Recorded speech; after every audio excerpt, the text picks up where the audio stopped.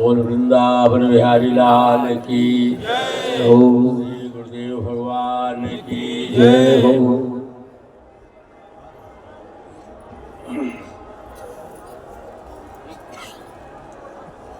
बड़ी दिव्य कथा आप लोगों की समझ चल रही थी सप्ताह पर्यंत, और कथा के अनेक भागों को अभिधा लक्षणा व्यंजना आज इसका सहारा लेकर के भली भांति आप सबको को समझाया गया।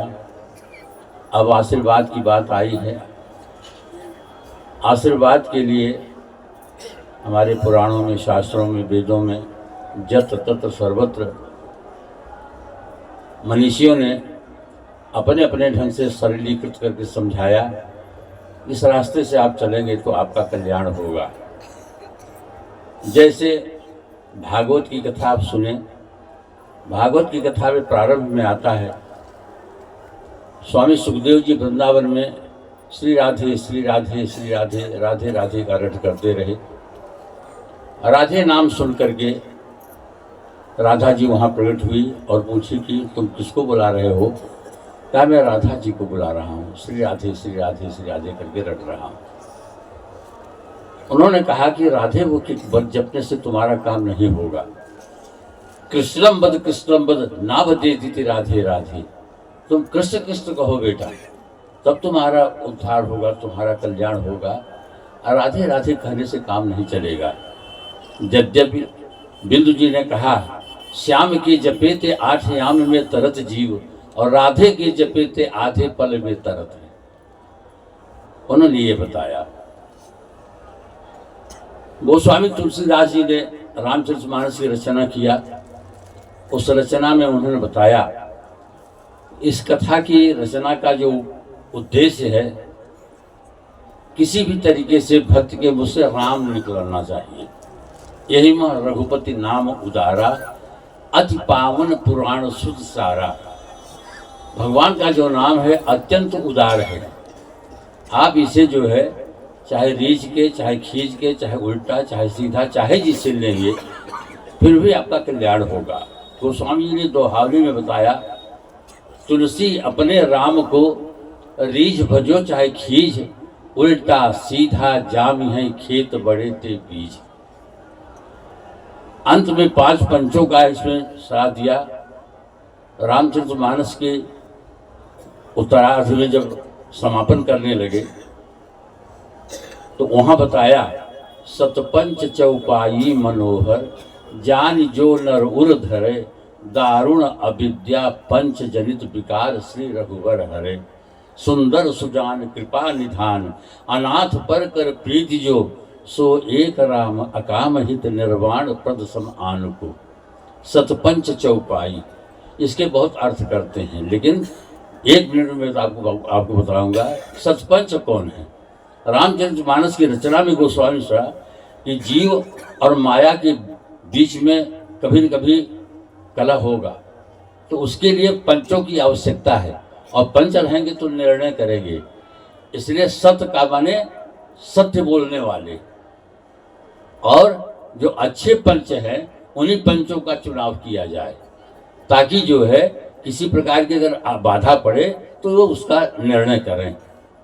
तो सतपंच कौन है? का सुख सनकादि भगत मुनि नारद, जे मुनि ब्रह्म विचार विशारद। ये 5 पंच हैं, लेकिन इसमें और बढ़ जाते हैं। शिव अज सुख सनकादिक नारद, जे मुनि ब्रह्म विचार विशारद। सब कर मत खगनायक एहा, करिय राम पद पंकज। ध्यान दीजिए, ये 5 पंचों के द्वारा जो जीवन में सत्य का पालन किया, कभी असत्य नहीं बोले, कभी झूठ नहीं बोले, उनके द्वारा जो निर्णय चौपाई है। अर्थ करने वाले तो सच पंच का 100, पंच माने 500 चौपाई, बाकी जितनी लिखी गई सब बेकार है, ऐसा कुछ नहीं। जो अच्छे पंचर है, जिन्होंने अपने जीवन में सत्य का पालन किया, उनके द्वारा जो निर्णय चौपाई है। क्यों? इन पंचों ने अलग अलग ढंग से कहा, फूल ही नभ बिरु बहु फूला, जीवन लह सुख हरि प्रतिकूला। आकाश कुसुम सुनाई पड़ता, दिखाई नहीं पड़ता।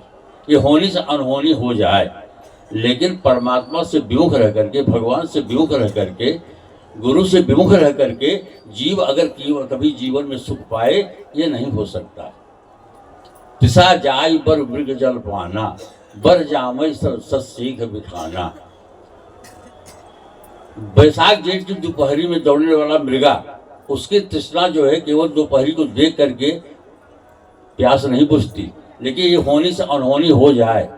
लेकिन कहिए कि राम से विमुख रह करके, परमात्मा से विमुख रह के कोई सुखी रहे, ऐसा नहीं सोचता। तीसरे में आते हैं कि अंधकार बिनु रवि न सावे, विमुख राम सुख जीवन पावे।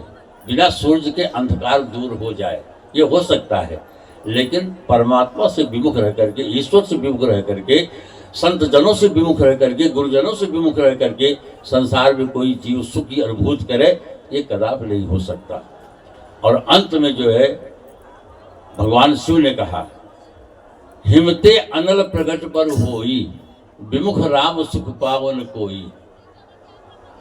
बर्फ से आग निकल सकती है, उससे व्यक्ति जल सकता है, ये होनी से अनहोनी हो सकता है, लेकिन राम से विमुख रह करके ऐसा नहीं हो सकता। अंत में काकभूषण जी ने निर्णय दिया, बारी मथे घृत होई बर, सिकता के बर तेल, बिनु हरि भजन न भवतरी, यह सिद्धांत अपील।